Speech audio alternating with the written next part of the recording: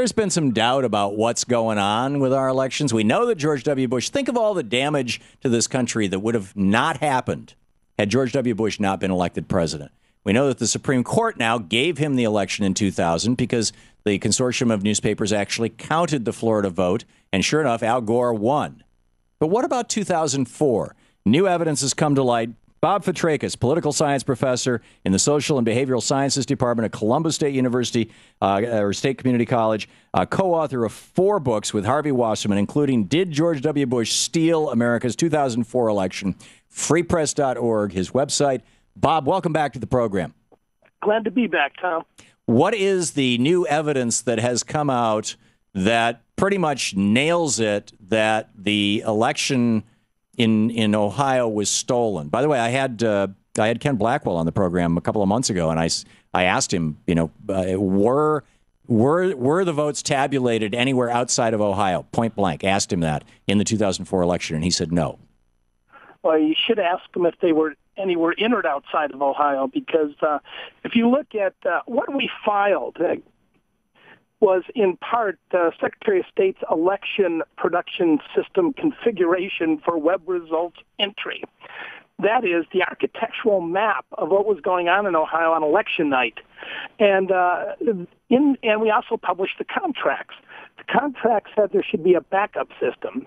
That backup system was in Chattanooga, Tennessee, run by some of the most partisan Republican political operatives in the United States, Jeff Averbeck and Smart Tech.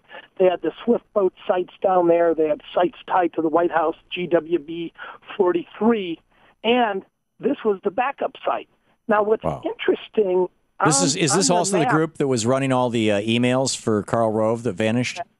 Yes, it was all part of the same apparatus. The emails that vanished, remember, in the Valerie Plame scandal and in the firing of the U.S. attorney. Right. The exact same site. Okay. And they configured it in a way that not only allows, and we published the map, we consulted with people like Steve Spoonamore, a Republican, but a cyber expert who works for the Fortune 500 and the U.S. government. And this looks like a man in the middle. Not only, it's not a mere oversight for failure.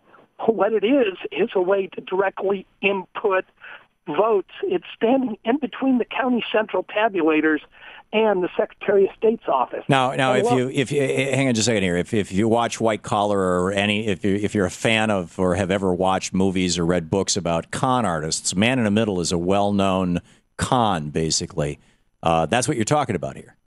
Yeah, exactly. So how did it work? How does it work? Who is the man in the middle? What does the man in the middle do? Why that phrase? Well, the man in the middle appears to be a combination. It was drawn up by Mike Connell, who died tragically after we deposed him on the day before the 2008 election. He died in a small plane crash a month and a half later. He designed this system.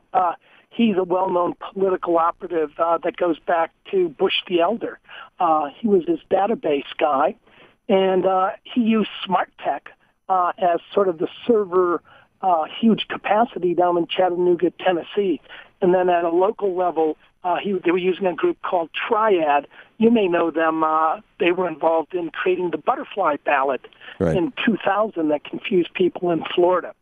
So these are 3 Republican operative groups, and they created a system which essentially allowed them to be the man in the middle. And they did it in a way that wasn't very sophisticated.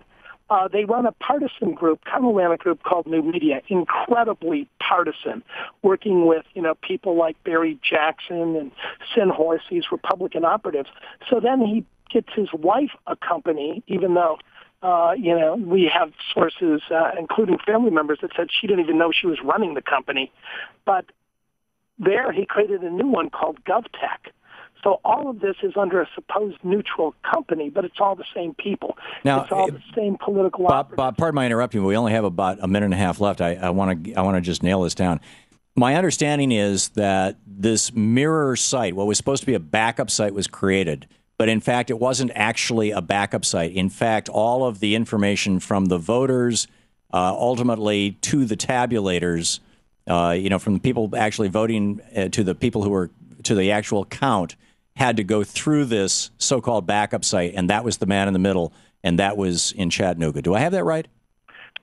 Correct.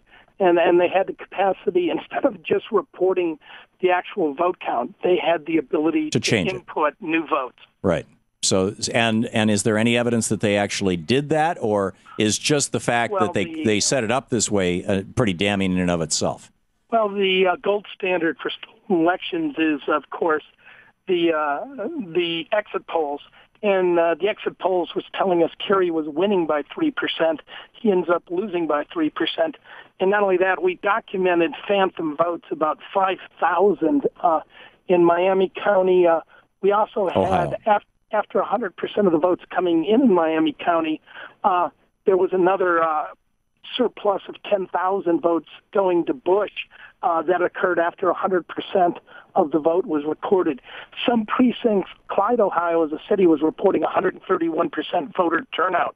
Other precincts in Perry County, 122, 118. It looked like somebody had come in and added votes. So this was, in all probability, the man in the middle, and that's amazing. And Bob, people can get more information about this where?